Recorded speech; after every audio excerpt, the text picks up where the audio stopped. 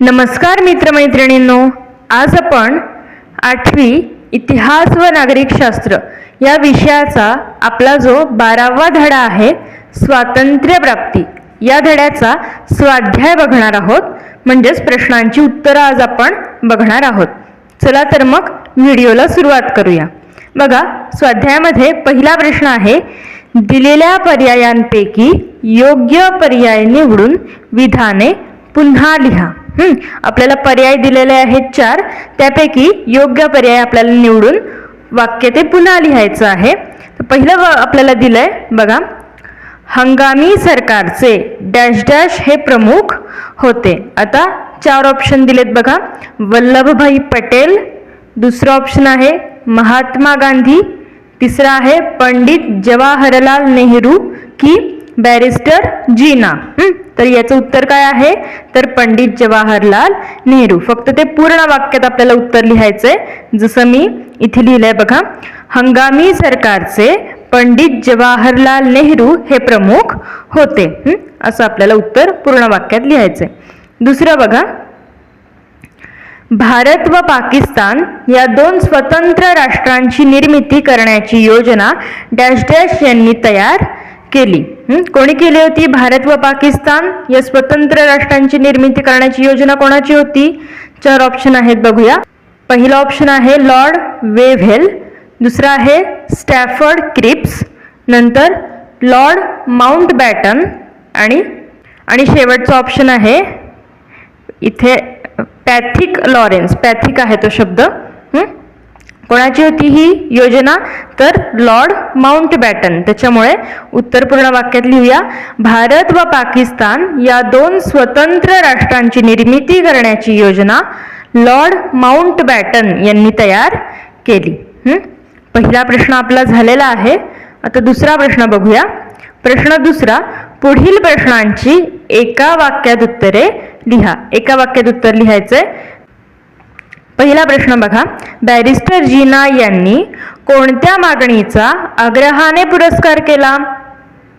उत्तर बघूया याचं. बघा, बॅरिस्टर मोहम्मद अली जीना यांनी द्विराष्ट्र सिद्धांत मांडून, द्वि म्हणजे 2, द्विराष्ट्र सिद्धांत मांडून पाकिस्तान या स्वतंत्र मुस्लिम राष्ट्राच्या मागणीचा आग्रहाने त्यांनी पुरस्कार केला. म्हणजे पाकिस्तान हे स्वतंत्र राष्ट्र व्हावं अशी त्यांची मागणी होती. पुढचा प्रश्न बघा, त्रिमंत्री योजनेत सहभागी असलेल्या मंत्र्यांची नावे लिहा.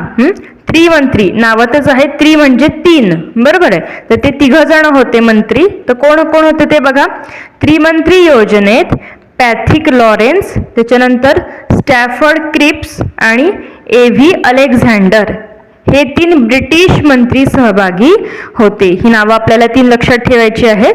त्रिमंत्री योजनेत सहभागी असणारे मंत्री. पुढचा बघा प्रश्न तिसरा आहे, पुढील विधाने सकारण स्पष्ट करा. म्हणजे आपल्याला कारण द्यायचं आहे, कारणासह ते आपल्याला स्पष्ट करायचं आहे. काय दिलंय बघा, पहिलं विधान त्यांनी राष्ट्रीय सभेने फाळणीस मान्यता दिली. आता का मान्यता दिली ते आपल्याला लिहायचं आहे. आता हे पॉइंट वाईज उत्तर तुम्हाला इथे दिलेलं आहे.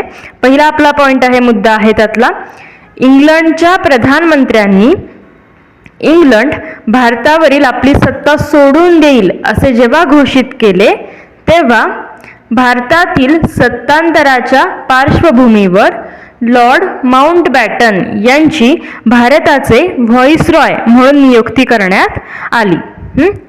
दुसरा मुद्दा आहे, लॉर्ड माउंटबॅटन यांनी भारतातील प्रमुख नेत्यांसोबत विचारविनिमय केला. त्यानंतर भारत व पाकिस्तान या 2 स्वतंत्र राष्ट्रांची निर्मिती करण्याची योजना त्यांनी तयार केली. पुढचा आहे, देशाचे ऐक्य हा राष्ट्रीय सभेच्या भूमिकेचा मूळ आधार होता. त्यामुळे राष्ट्रीय सभेचा फाळणीस विरोध होता. म्हणजे राष्ट्रीय सभेला फाळणी नको होती, विरोध होता त्यांचा. परंतु मुस्लिम लीगने पाकिस्तानच्या निर्मितीचा अट्टाहास धरला. त्यामुळे फाळणीशिवाय दुसरा पर्याय उरला नव्हता. म्हणून राष्ट्रीय सभेने अत्यंत नाईलाजाने फाळणीच्या निर्णयाला मान्यता दिली. इथे फाळणीच्या करा फक्त, फाळणीच्या निर्णयाला मान्यता दिली. हे आपलं पहिल्या कारणाचं उत्तर झालं. कुठला होता पहिला हा प्रश्न, की राष्ट्रीय सभेने फाळणीस मान्यता दिली. का दिली याचं हे उत्तर या मुद्द्यांमध्ये लिहिलेलं आहे. हे 5 मुद्दे आपण लिहिलेत त्यामध्ये. त्यातच दुसरा प्रश्न आहे बघा, हंगामी सरकारचा कारभार सुरळीत चालू शकला नाही. आता तो का चालू शकला नाही हे आपल्याला सकारण लिहायचं आहे.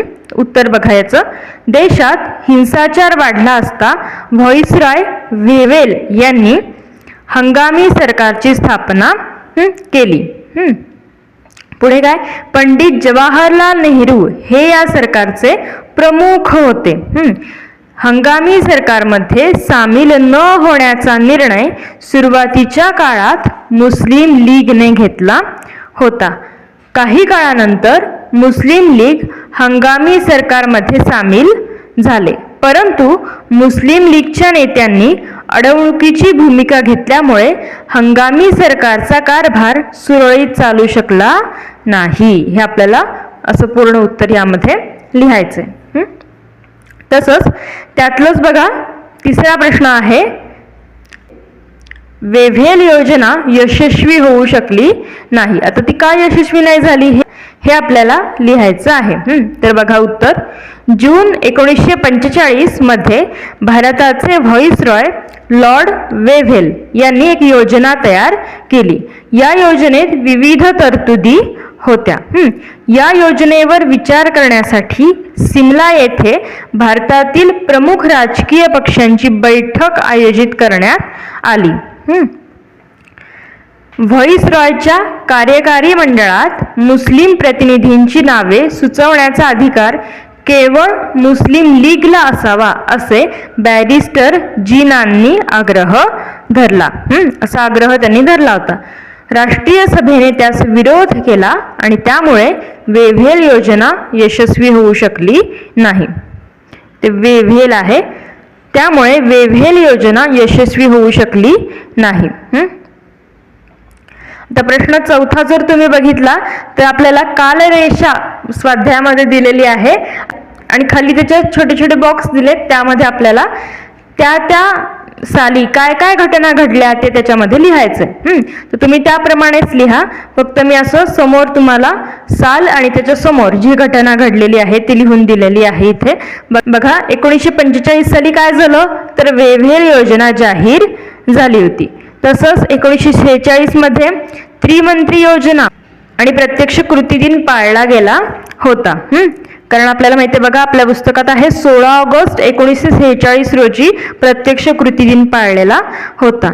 आणि 1947 मध्ये काय आपल्याला माहिती आहे सगळ्यांना, भारताला स्वातंत्र्य मिळालेलं होतं. आणि पुढे 1948 मध्ये महात्मा गांधीजींची हत्या झालेली आहे. असं हे तुम्हाला कालरेषा दिलेली आहे, त्यामध्ये ते पूर्ण करायचे आहेत, घटना लिहायच्या आहेत, कोणत्या साली काय काय घडलंय.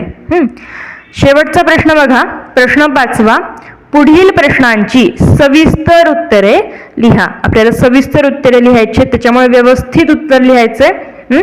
बघा पहिला प्रश्न आहे, ब्रिटिशांनी भारताला स्वातंत्र्य देण्याच्या दृष्टीने पावले का उचलली? याचं उत्तर बघूया. दुसऱ्या महायुद्धाच्या काळात भारतीय स्वातंत्र्य लढा अधिक व्यापक झाला होता.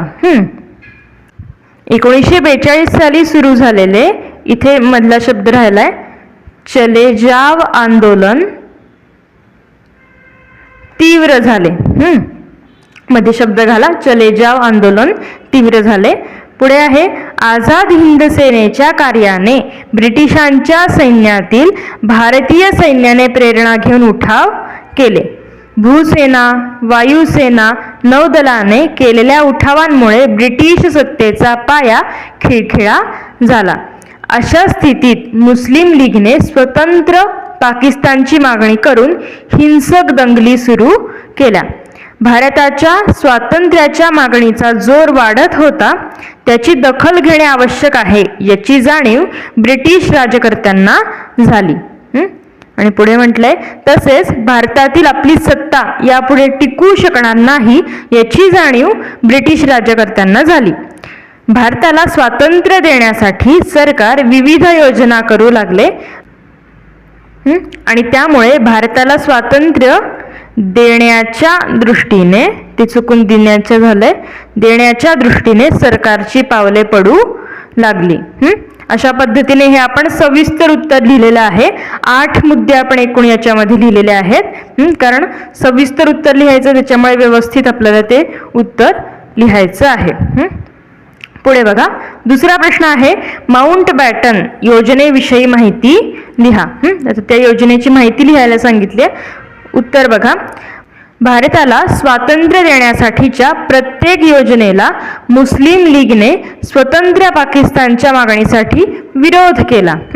देशातील वाढता हिंसाचार पाहून अखेरीस प्रधानमंत्री ॲटली यांनी इंग्लंड हा जून 1948 पूर्वी भारतावरील सत्ता सोडून देईल असे घोषित केले. भारतातील सत्तांतरासाठी लॉर्ड माउंटबॅटन यांची भारताचे व्हाईसरॉय म्हणून नियुक्ती करण्यात आली. चौथा मुद्दा आहे माउंटबॅटन यांनी भारतातील प्रमुख नेत्यांसोबत विचार विनिमय करून आपली योजना त्यांच्यासमोर मांडली. पाचवा मुद्दा आहे या योजनेनुसार भारत व पाकिस्तान या 2 स्वतंत्र राष्ट्रांची निर्मिती करण्याची योजना त्यांनी तयार केली. पुढचा मुद्दा, देशाचे ऐक्य हा राष्ट्रीय सभेच्या भूमिकेचा मूळ आधार असल्यामुळे राष्ट्रीय सभेचा फाळणीस विरोध होता. पुढे काय आहे बघा, मुस्लिम लीगच्या अट्टहासामुळे नाईलाज झाल्याने राष्ट्रीय सभेने फाळणीच्या या माउंटबॅटन योजनेला मान्यता दिली. आणि शेवटचा मुद्दा 8वा, ब्रिटिश पार्लमेंटने माउंटबॅटन योजनेच्या आधारे भारताच्या स्वातंत्र्याचा कायदा मंजूर केला. अशा पद्धतीने आपण या माउंटबॅटन योजनेची माहिती लिहिलेली आहे. आणि शेवटचा यातला प्रश्न आहे बघा, 16 ऑगस्ट हा दिवस प्रत्यक्ष कृती दिन म्हणून पाळण्याचे मुस्लिम लीगने का जाहीर केले आणि त्यांचे कोणते परिणाम झाले? मात्र कृती दिन हा शब्द आपल्याला असं लिहायचा आहे बघा, एकत्र एकच शब्द येतो, त्याच्यामुळे असं लिहायचं आहे कृती दिन. पुढे बघा, उत्तर बघूया आपण. बॅरिस्टर मोहम्मद अली जिना यांनी द्विराष्ट्र सिद्धांत मांडून पाकिस्तान या स्वतंत्र मुस्लिम राष्ट्राची मागणी केली. त्रिमंत्री योजनेत मुस्लिमांचे स्वतंत्र राज्य स्थापन करण्याची तरतूद नव्हती, त्यामुळे मुस्लिम लीग असंतुष्ट होती. यामुळे त्रिमंत्री योजना पूर्णतः मान्य झाली नाही. पाकिस्तानची मागणी पूर्ण होत नसल्याचे पाहून असंतुष्ट झालेल्या लीगने प्रत्यक्ष कृती करण्याचे ठरवले. त्यानुसार 16 ऑगस्ट 1946 हा दिवस प्रत्यक्ष कृती दिन म्हणून पाळण्याचे मुस्लिम लीगने जाहीर केले. या दिवशी मुस्लिम लीगच्या अनुयायांनी हिंसक मार्गांचा अवलंब केला. देशामध्ये विविध ठिकाणी हिंदू मुस्लिम दंगली झाल्या. बंगाल प्रांतात नोआखाली येथे भीषण कत्तली झाल्या. हा हिंसाचार थांबवण्यासाठी गांधीजी आपल्या प्राणाची पर्वा न करता तिथे गेले आणि तिथे शांतता प्रस्थापित करण्यासाठी त्यांनी प्रयत्नांची पराकाष्ठा केली. अखेरीस फाळणी होऊनच देश स्वतंत्र झाला. अशा प्रकारे हे आपण लिहिलं की 16 ऑगस्ट हा प्रत्यक्ष कृती दिन म्हणून पाळण्याचे का जाहीर केलं होतं त्यांनी आणि त्याचे कोणते परिणाम झाले, हे आपण याचं उत्तर सविस्तर लिहिलेलं आहे. तर बघा, अशा प्रकारे आज आपण 12वा धडा स्वातंत्र्य प्राप्ती याचा स्वाध्याय लिहिलेला आहे. तुम्ही हा स्वाध्याय बघून वहीत लिहून घ्या. आणि हा व्हिडिओ तुम्हाला आवडला असेल तर तुमच्या मित्रमैत्रिणींमध्ये सुद्धा शेअर करा. आणि असेच तुम्हाला जर माझे व्हिडिओ आवडत असतील तर व्हिडिओला लाईक करा, शेअर करा आणि आपल्या चॅनलला सबस्क्राईब करा. चला तर पुन्हा भेटूया पुढच्या एका व्हिडिओमध्ये. धन्यवाद.